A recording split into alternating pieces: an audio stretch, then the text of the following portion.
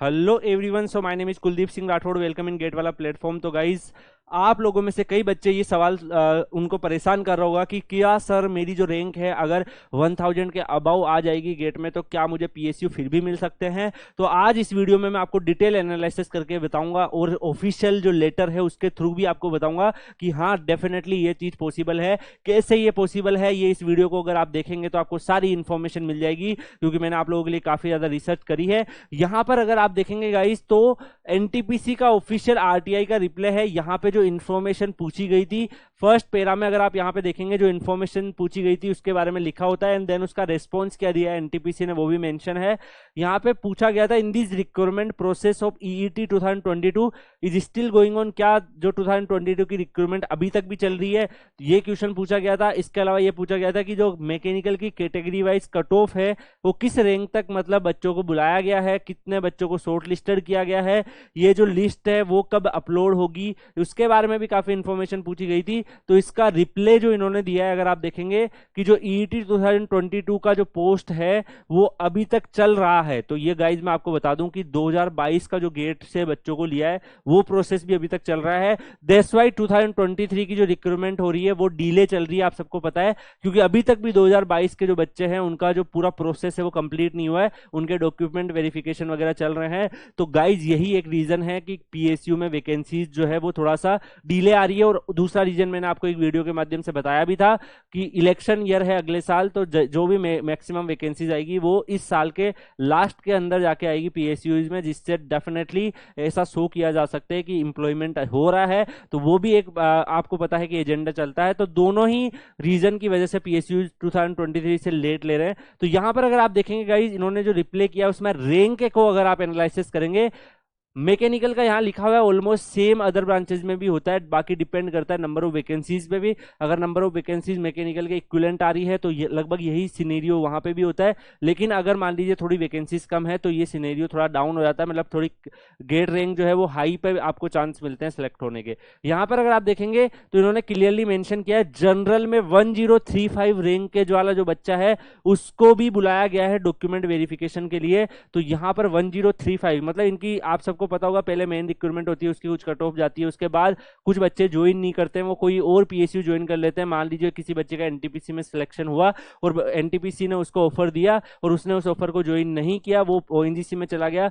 तो वहां पे क्या हो गया कि फिर वो जो सीट खाली होती है वो सीट जो है वो आप सबको पता है कि एक एक्स्ट्रा आपके लिए दी जाती है वेटिंग लिस्ट, उस वेटिंग लिस्ट में से बच्चों को शिफ्ट किया जाता है। तो एनटीपीसी में अगर हम देखेंगे तो 1035 जो है जिस बच्चे की रैंक है उसको भी एनटीपीसी से कॉल आया है। तो इस देख लीजिए आप, इस रैंक पे भी पीएसयू से आपके पास कॉल आते हैं। ईडब्ल्यूएस में अगर आप देखेंगे 1525 1500 रैंक के आसपास देख लीजिए यहाँ पे आपके पास कॉल आया है। ओबीसी में भी लगभग 1400 अगर आप देखेंगे। इसके अलावा एससी में देखेंगे तो 4584 रैंक पे कॉल आया है। एसटी में देखेंगे तो 313 पे जाके कॉल आया है। तो गाइज यहाँ पर अगर आप ये आरटीआई का रिप्लाई देखेंगे तो आपको पता चल रहा है कि 1000 रैंक के अबाउ भी कॉल आते हैं। और गाइज मैं आपको बता दूं कि जो 2023 वाला अगर आप देखेंगे, 2022 का देखेंगे तो 2022 में भी अगर आप सारे पीएसयूज के वैकेंसीज को काउंट करेंगे तो मोर देन सारी ब्रांच को मिला के 8500 से ज्यादा वैकेंसीज आई थी। उसके लिए मैंने एक वीडियो बना के सारे आपको लेटर भी दिखाए थे।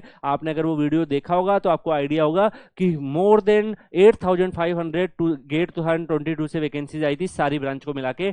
ऐसे ही अगर आप देखेंगे 2023 से भी जो नोटिफिकेशन रिलीज हुए थे, शॉर्ट नोटिफिकेशन जो रिलीज हुए थे वो 2022 के कंपेयर में काफी ज्यादा रिलीज हुए हैं। और आप सबको पता होना चाहिए कि थोड़ा सा अभी डिले चल रहा है, 3-4-5 पीएसयू ने ले भी लिया है 2023 से, लेकिन मैक्सिमम पीएसयू के अभी पेंडिंग चल रहे हैं। तो उन सब का जब रिक्रूटमेंट प्रोसेस आएगा तो कुछ पीएसयू ऐसे भी होंगे जो 1000 रैंक के अबाउ भी आपको बुलाएंगे। और इसके अलावा आप सबको पता है जैसे एनपीसीआईएल है वो भी आपको बुलाता है। एनपीसीआईएल में जो रैंक है अगर 1500-1600 के आसपास है, इवन एससी एसटी में 3-4 हजार के आसपास भी होती है, तब भी वो आपको कॉल कर लेते हैं। और एनपीसीआईएल में आप सबको पता है कि वहां पे इंटरव्यू के बेसिस पे सिलेक्शन होता है, गेट का जो है वो देखा नहीं जाता है। तो वहां पे आप डायरेक्ट सेलेक्ट हो सकते हैं, आपकी कोई भी रैंक हो, अगर आपके पास इंटरव्यू का कॉल आ गया है तो आप क्या कर सकते हैं, इंटरव्यू में अच्छा परफॉर्म करके शॉर्ट लिस्टेड हो सकते हैं। तो गाइज ये पॉसिबल है। और मैं आपको बता दूं कि पुराने टाइम में ऐसा होता भी था। आप सबको पता है कि पहले नंबर ऑफ वैकेंसीज काफी ज्यादा आते थे। आप जाके देखेंगे 2021, 2020, 2011, 2012, 2013 में जाके अगर आप देखेंगे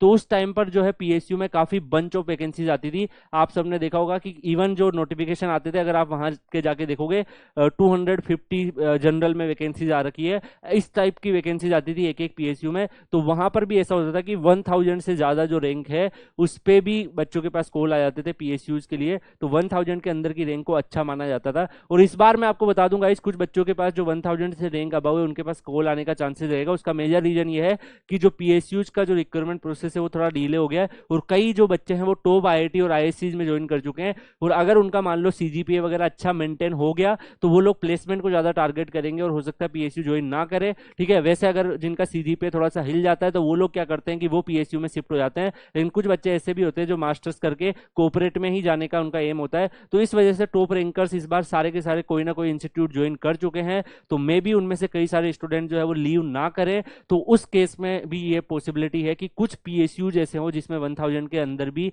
1000 के ऊपर भी आपके पास कॉल आने के चांसेस है। उसका जीता जागता प्रूफ आप यहाँ पे मैं जो अपने जो फैक्ट है वो एनटीपीसी के ऑफिशियल लेटर से बता रहा हूँ।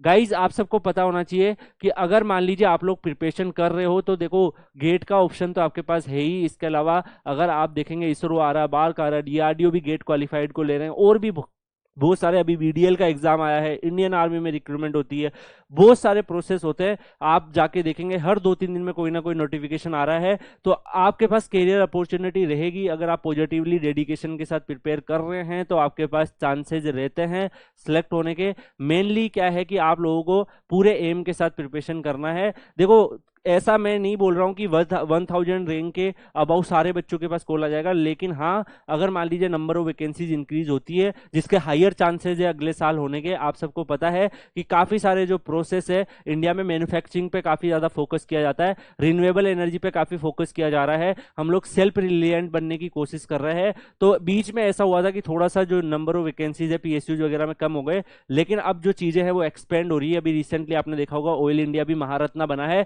तो अब आने वाले टाइम में मैं आपको ये बोल सकता हूं कि जब मेन पावर की ज्यादा नीड होगी तो डेफिनेटली धीरे धीरे ये नंबर ऑफ वैकेंसीज बढ़ती जाएगी। उसका असर भी आपने देखा होगा, इसरो में भी अभी रिसेंटली वैकेंसीज आई है, 3 नोटिफिकेशन एक साथ रिलीज हुए इस साल, अगले साल और ज्यादा होने के चांसेस रहेंगे। तो जो बच्चे अगले साल गेट देने वाले हैं उनके पास भी एक गोल्डन चांस है कि वो अपनी अच्छी रैंक को मेंटेन करे। एटलीस्ट आप टारगेट करो कि 500 के अंदर रैंक आ जाए, लेकिन उसके ऊपर भी आ जाएगी तो भी आपके पास 2000 रैंक तक भी आपके पास अच्छे ऑप्शंस अवेलेबल रहेंगे।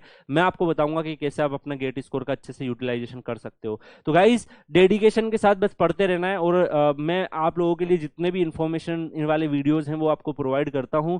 सारी की सारी इंफॉर्मेशन मैं आप लोगों के लिए लेके आता हूं। तो आप लोग अगर मुझसे जुड़ना चाहते हैं तो एक टेलीग्राम चैनल आपके लिए बनाया हुआ है, कुलदीप सर _PW। तो अगर आप ये टेलीग्राम चैनल ज्वाइन करेंगे तो वहां पे आपको ऐसे स्टूडेंट भी मिल जाएंगे जो ऑलरेडी पीएसयू में जा चुके हैं और वहां पर वो ऑलरेडी जॉब कर रहे हैं। तो आप उनसे भी गाइडेंस ले सकते हो, उनसे आप सजेशन ले सकते हो, आप मुझसे सजेशन ले सकते हो। तो ज्वाइन जरूर कर लीजिएगा Kuldeep sir _PW Telegram channel. और गाइज इसी के साथ ये जो ऑफिशियल रिप्लाई है इसकी पीडीएफ भी मैं आपको टेलीग्राम पर डाल दूंगा, आप जाके चेक कर सकते हो। आप लोगों को अवेयर रहना चाहिए अपने कैरियर के लिए, और आपको डेफिनेटली सारी चीजों पे फोकस करते हुए अपनी प्रिपरेशन को कंटिन्यू रखना है। एक दिन सफलता आपको जरूर मिलेगी। इसी के साथ इस वीडियो को मैं यहीं पे एंड करता हूं। मिलता है नेक्स्ट वीडियो में, तब तक के लिए good bye, thank you so much, take care.